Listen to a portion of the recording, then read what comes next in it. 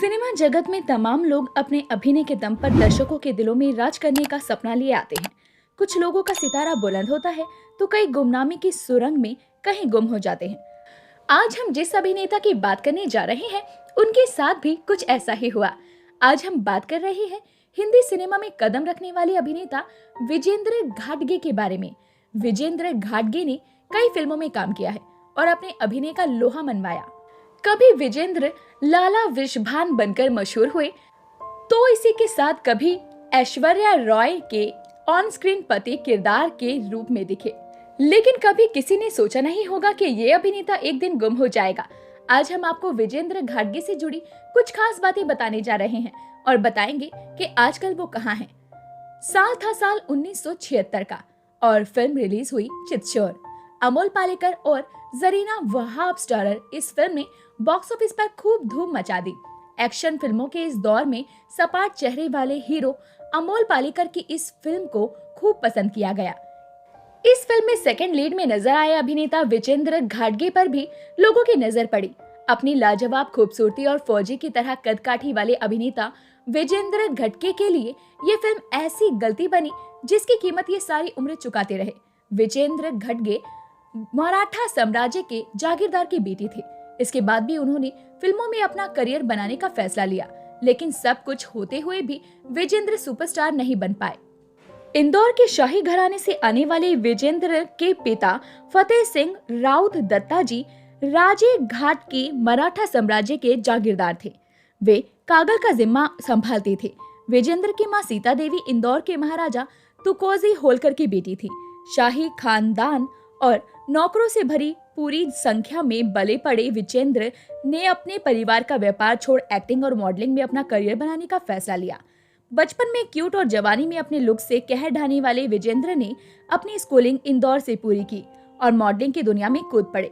कुछ ही समय में विजेंद्र मॉडलिंग की दुनिया में छा गए और उन्होंने एक्टिंग में जाने का मन बना लिया था। इसके बाद विजेंद्र एक्टिंग के गुण सीखने के लिए FTII पुणे चले गए। इसके बाद विजेंद्र ने मुंबई का रुख किया और यहाँ आकर अपनी किस्मत आजमाने लगे।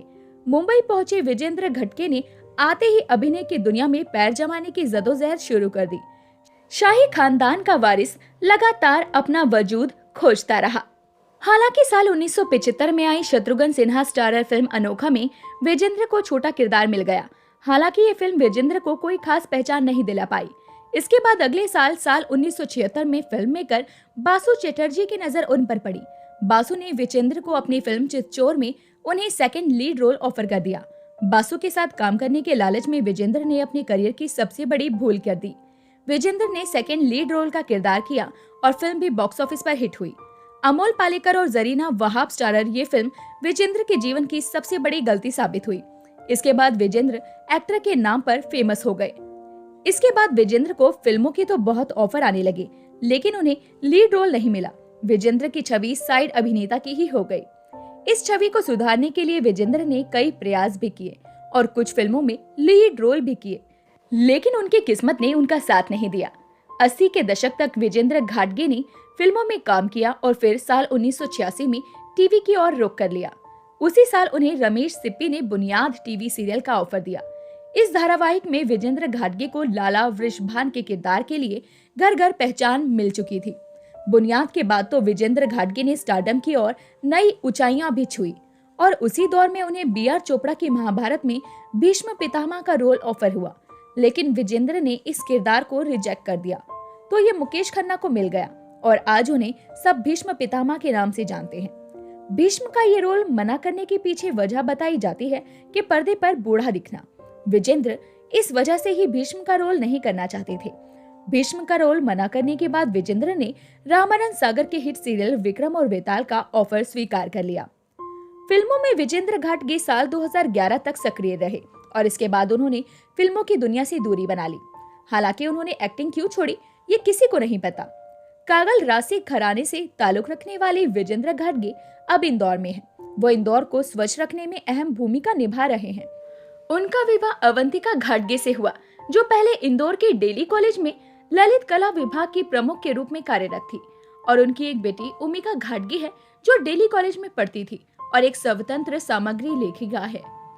Sydenham college of commerce Bombay से बीए किया है। मुंह में चांदी का चम्मच लेकर पैदा हुए विजेंद्र का जीवन शाही घराने से काफी एक तरफा रहा। विजेंद्र अपने करियर में सारी उम्र स्टार बनने का ख्वाब पालते रहे, लेकिन किस्मत ने उनका साथ नहीं दिया।